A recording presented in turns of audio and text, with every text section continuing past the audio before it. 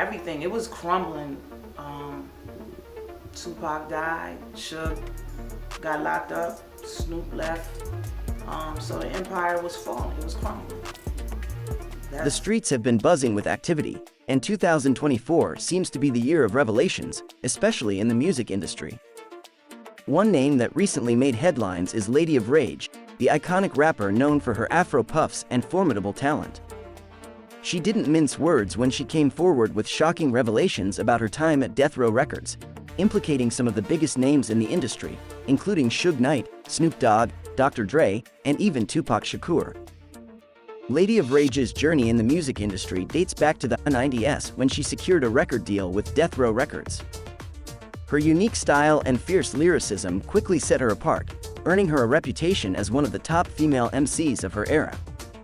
With her trademark afro puffs and undeniable skill, she seemed poised for superstardom. Despite her undeniable talent, Lady of Rage's career didn't ascend to the heights many expected. After releasing her debut album, she seemed to fade into obscurity, leaving fans perplexed about what went wrong. For those unfamiliar with her background, her foray into rap began shortly after high school. She hustled tirelessly, crisscrossing the country in search of a record deal until she caught the attention of Dr. Dre, who was assembling a roster for his new label under Death Row Records. Dr. Dre wasted no time in signing Lady of Rage, recognizing her immense talent and potential. She joined the likes of Snoop Dogg, who was also rising to prominence under Death Row Records at the time. Snoop's early collaborations with Dr. Dre showcased his undeniable talent, setting the stage for his future success in the industry. However, despite being part of the same label, Lady of Rage's career trajectory took a different turn. While Snoop Dogg's star continued to rise with hit after hit, Lady of Rage's career seemed to stall. The reasons behind her stagnation remained a mystery to fans, who were left wondering why she didn't achieve the success many believed she was destined for. Lady of Rage's recent revelations shed light on the challenges she faced during her time at Death Row Records. According to her, the addition of Tupac Shakur to the label brought about significant changes, including increased tension and friction within the organization. Tupac's outspoken nature and unwavering beliefs created a divisive atmosphere, impacting the dynamics at Death Row Records. Despite the tumultuous environment, Lady of Rage remained committed to her craft, hoping to carve out her place in the rap scene. However, as tensions escalated and internal conflicts intensified, her career aspirations began to unravel. She found herself caught in the crossfire of egos and power struggles, struggling to maintain her artistic integrity amidst the chaos.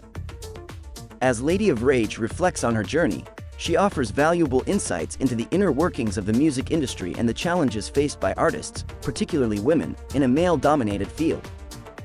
Her story serves as a reminder of the importance of resilience and perseverance in the face of adversity, inspiring aspiring artists to stay true to themselves and their craft, no matter the obstacles they encounter along the way. The song Lady of Rage had recorded didn't end up making the final cut for the movie's soundtrack. To be fair, Dr. Dre and Suge Knight initially had grand plans for Lady of Rage's career. The original plan was to release Dr. Dre's solo album first, followed by Lady of Rage's debut album. She already had a clear vision for her album, tentatively titled Eargasm, and was eager to share her unique sound with the world. However, her album faced numerous delays, causing frustration and disappointment for the talented rapper. In 1992, Dr. Dre released his groundbreaking album The Chronic, which remains a classic in the rap genre. The album achieved immense success, earning triple platinum certification from the RIAA. Lady of Rage was featured on the album, hoping to capitalize on the exposure and boost her own career. While her contributions garnered attention, she was overshadowed by the meteoric rise of fellow Death Row artist Snoop Dogg, who also appeared on several tracks. Snoop's popularity soared, prompting the label to prioritize his album release ahead of Lady of Rage's. The decision to prioritize Snoop Dogg's album over Lady of Rage's was met with skepticism and disappointment within the industry. Despite her undeniable talent and potential, Lady of Rage found herself sidelined in favor of her more commercially successful label mate. The label's actions raised questions about fairness and integrity, as Lady of Rage's career aspirations were put on hold to accommodate Snoop Dogg's rapid ascent to stardom. Lady of Rage's album continued to face delays, further fueling speculation about the label's priorities and motives. Despite assurances that her album would follow shortly after The Chronic, it seemed to continually be pushed back without explanation. In a 2007 interview with Dub CNN, Lady of Rage expressed her frustration, recounting how her album was repeatedly delayed without any clear justification. She questioned whether gender bias or ego played a role in the decision-making process, highlighting the systemic challenges faced by female artists in the male-dominated rap industry. The delays and setbacks experienced by Lady of Rage underscore the complexities and challenges of navigating the music industry, particularly for women of color. Despite her immense talent and contributions to the genre, she found herself sidelined and overlooked in favor of her male counterparts. The experience serves as a sobering reminder of the barriers and obstacles that female artists often face in their pursuit of success. In hindsight, it's evident that Lady of Rage's career trajectory was significantly impacted by factors beyond her control. While she may not have achieved the level of success initially envisioned, her contributions to the rap genre remain significant and enduring. As the industry continues to evolve, it's essential to recognize and celebrate the diverse voices and talents that enrich the musical landscape. Lady of Rage's story serves as a poignant reminder of the importance of perseverance and resilience in the face of adversity. Ultimately, Lady of Rage's journey serves as a cautionary tale about the complexities of the music industry and the challenges faced by artists striving to make their mark. Despite facing numerous obstacles and setbacks, her legacy endures as a testament to her talent, creativity, and unwavering dedication to her craft. As we reflect on her career, let us celebrate her contributions to the rap genre and honor her resilience in the face of adversity. Hold onto your hats because the story is about to take a turn for the worse. In 1994, Lady of Rage dropped Afro Puffs, featured on the Above the Rim soundtrack, and it became a massive hit. One would assume that after such success, the label would be eager to push her album out, right? Well, think again. Instead of focusing on her, they shifted gears to work on a project for the Dog Pound.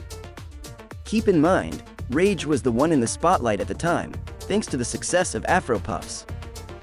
So, the decision not to release her album was a slap in the face. It became evident that they were just stringing her along because there was no need for the label to push back her album twice. Just when she thought things couldn't get any worse, Death Row signed none other than Tupac himself. Now, let's make one thing clear: no disrespect to Tupac, who is undeniably one of the greatest rappers of all time. However, his arrival at Death Row further complicated matters for Rage and raised another red flag. Tupac was actually behind bars at Rikers Island for some messy charges when he got signed.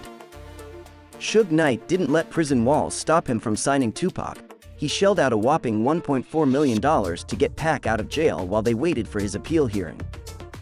Now, that's some serious cash to drop, especially with no guarantee that the appeal would succeed. Risking $1.4 million in 1995 was a big bet. For context, that money is now worth about $3 million today. While signing Tupac wasn't a huge risk considering his reputation in the game, it's still shady that Suge was willing to roll the dice that much in cash for Pac's freedom, yet couldn't cough up the same for Rage's album. Especially when you consider that she already had a hit single under her belt. Rage was sitting there, waiting for the green light on her project, while Suge was out here playing millions in bail and producing albums for pretty much everybody else. It became increasingly clear that Rage wasn't receiving the support she deserved. She expressed her frustrations, stating, "I didn't have the conductor, and I didn't have the same help that everyone else had." When it came time for her album to be produced, she was left to navigate the process largely on her own. While she had confidence in her lyrics, she lacked the support and guidance necessary to bring her vision to life. Her album, titled Necessary Roughness, didn't perform as well as it could have if it had been released with proper support. By the time it finally dropped, Rage was already exhausted and disillusioned with the industry. She sought to be released from her contract, but the label refused for reasons known only to them. After her contract ended, she left the label, attempting to revive her career to no avail. Fans have rallied behind Lady of Rage, recognizing her talent and the mishandling of her career by Death Row. They believe that she deserved better treatment and opportunities to showcase her skills. Despite her struggles, her legacy lives on, with fans fondly remembering her hit single Afro Puffs and lamenting the missed potential of her career. In summary, Lady of Rage's story serves as a cautionary tale about the challenges faced by artists in the music industry, particularly women of color. Despite her immense talent and contributions to the genre, she was overlooked and marginalized by a system that prioritized commercial success over artistic integrity.